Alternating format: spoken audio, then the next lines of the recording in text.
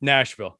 Oh, Yes. So the best. there is always one moment I know when you have arrived at the bar, which is usually Legends, and that is because they're playing one song and one song only. Would you like to tell that story? Yes. So back in my, playing days, I guess, like I loved, I love music. I love live music. I respect every musician out there, but Nashville being in the league was ridiculous. Like you discover that, that strip, you go there and you could just sit at a bar all day, all night, and it doesn't matter. Nobody bothers you.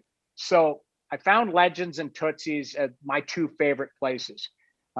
Playing for Minnesota early on, we were playing the next day. We flew in and we practiced, and then we didn't play till the next night. And as I was walking back up the hill to the Radisson, I saw Legends, and I'm like, I'm just going to stop in for a beer. It's noon, and there's a live band playing there, so I'm like, this is awesome.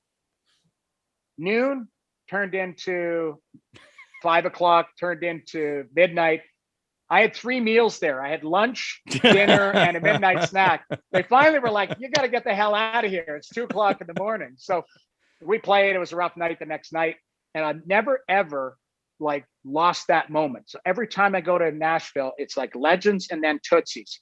So one night we had you go on the road trip and you get like, say it's a week long, like you get pretty good chunk of cash, right? Like in an envelope, right? Your meal money. Per diem meal money. So Nashville, for some reason, was like our first stop. We're going Nashville, St. Louis, Chicago, or whatever. So I had a pretty good chunk of cash in an envelope, and Chicken Fried was like my song at the time. And you go in, and we had dinner, and it was at Tootsie's, and we get to Tootsie's, and the band is just hopping, the place is packed, and people are high-fiving. Like you just walked in, it was like a scene from Old School. It's just the best. And so we belly up, drinks and having a good time. And I'm like, Chicken Fried comes on, and everyone, the whole bar singing it. We love it, and I'm obsessed with that song. So I'm disappointed when they're done. Like I'm like, we need to keep this going.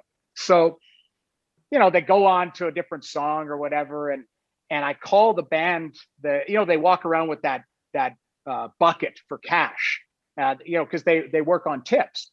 So as the guy comes over, and I said, I will give you everything in this envelope if you play Chicken Fried 20 times in a row.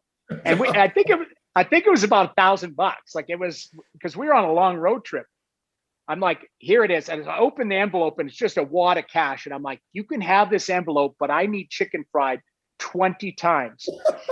So he stops the bar, and he's like, hold on a second here. He goes, I got a crazy guy over here that wants Chicken Fried 20 times. He goes, we're going to do it. But he goes, we need crowd participation. So for like the next hour, the whole bar sang Chicken Fried. And by the end, everyone's like, Ira, get the hell out of here. You're an idiot. But it was like one of those moments where it was like, you know what? I felt like I made a difference. I don't know in what, but I was like, what a great night. So I'll never forget that night in Nashville singing Chicken Fried with the band. It was pretty cool. And you still do it now. Like even when the trips we were on, there was Chicken Fried plays 3 or 4 times, and it's fantastic. But they stagger it. We stagger it. I'll go up and say $20 Chicken Fried, and then I wait another hour, and then I go, because I don't have that disposable income anymore.